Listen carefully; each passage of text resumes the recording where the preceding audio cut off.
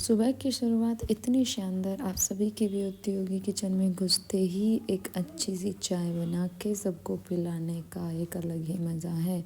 क्योंकि मैं चाय पीती नहीं हूँ तो सोचती हूँ कि जो लोग पीते हैं उनके लिए अच्छी सी दूध डाल के स्ट्रॉन्ग से सुबह सुबह की चाय बना दी जाए। बनाने के बाद फिर मैंने सोचा मैं चाय पीती नहीं हूँ तो अपने लिए मैं गरम गरम पानी बना के गरम पानी करके वो पीती हूँ। फिर सब्जी काट के जब तक चाय बनती है तब तक सब्जी काटती हूँ, छोंक काटती हूँ। फिर चाय करने के बाद उसको छान के इसके पापा को दे के आती हूँ और सारा काम करने के बाद खाना बन गया। खाना बनाने के बाद कनक के लिए आज घर में कोई फ्रूट नहीं था तो फ्रूट लंच में मैंने खीरे और कैरेट काट के उसको दे दी थी ताकि वो अपने जाके स्कूल में गाजर खीरे खास के फ्रूट लंच में। वैसे ये भी हेल्दी डाइट है, इसकी भी कोई ज़रूरी नहीं है, हेल्दी चीज़ होती है। बनाना और एप्पल वगैरह कुछ भी नहीं था।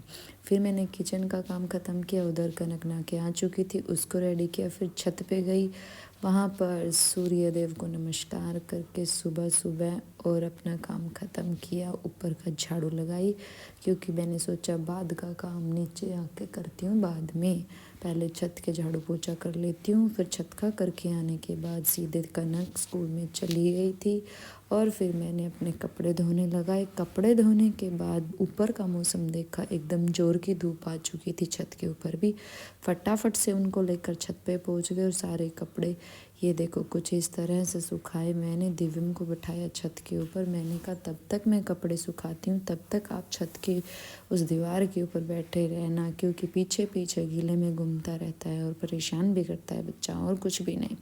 उसके बाद बारी बारी करके सारे कपड़े सुखाए मैंने। कपड़े सुखाने के बाद फिर नीचे आना, नीचे आके सीधा मेरे को जाना था प्लाट में, क्योंकि घर का बाकी काम हो चुका था और सिर्फ प्लाट का ही काम बचा था। प्लाट में भी करीब 1 घंटा लग जाता है वहाँ की साफ़ सफाई और पौधों में पानी देने में। फिर वो बंद की और मैं दियम नीचे आके मैंने कहा दियम चलो ये लो डोली, डोली उठा के सीधा पहुँच जाओ प्लाट के अंदर, क्योंकि तय जी हर के से लस्सी लेके आनी और दूध की रख के आनी है। ये मेरे से पहले ही चला गया, तब तक मैंने घर बंद किया, तब तक ये प्लाट में पहुंच चुका था। मैंने भी अपने मुंह को कवर कर लिया था ताकि घूंघट ना करना पड़े और साफ साफ दिखाई दे। और ये चुन्नी मैंने ऐसी ओढ़ ली थी कि इसमें बार बार प्रॉब्लम ये होती है कि चुन्नी सिर पे से निकल जाती है और बार बार हो जाती है। प्लाट का करके आने के बाद मैंने कहा दिया हम चलो कपड़े निकालो, अब नहाने की तैयारी करते हैं। इसने अपनी ड्रेस निकाली, उसके बाद बाहर देखा तो डुगू भी आ चुकी थी चाची के, उसके साथ ये खेलने लग गया। तब तक पानी भरी, मैंने इसका टॉवल रखा, तब तक ये खेलने लग गया। उसके बाद मैंने कहा चलो अब नहाओ। फिर इसको नहला धुला के इन दोनों को कहा कि अब आप दोनों छत के ऊपर चले जाओ, क्योंकि छत पे मैंने आप दोनों के सारे टॉयज़ रख दिए हैं, जाके वहाँ खेल लो। और फिर मैं भी नहा धो के सीधा तैयार हो गई थी, क्योंकि नहा धो के तैयार होने के बाद मुझे बाल बनाने थे। आज मैंने बाल धोए थे और ठंड इतनी थी कि नीचे रहती तो बाल सूखते ही नहीं, क्योंकि यहाँ धूप आती नहीं है ऐसी। और छत पे चलेगी मैं भी सीधा बाल सुखाने के लिए और बनाने के लिए।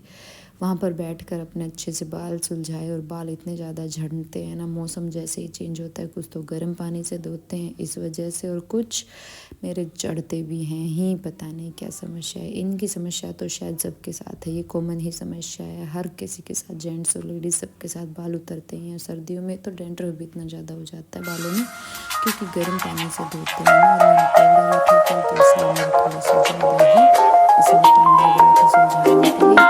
आज का मेरा दिन चला कैसा रहा, मुझे ज़रूर कमेंट करके ज़रूर बताना।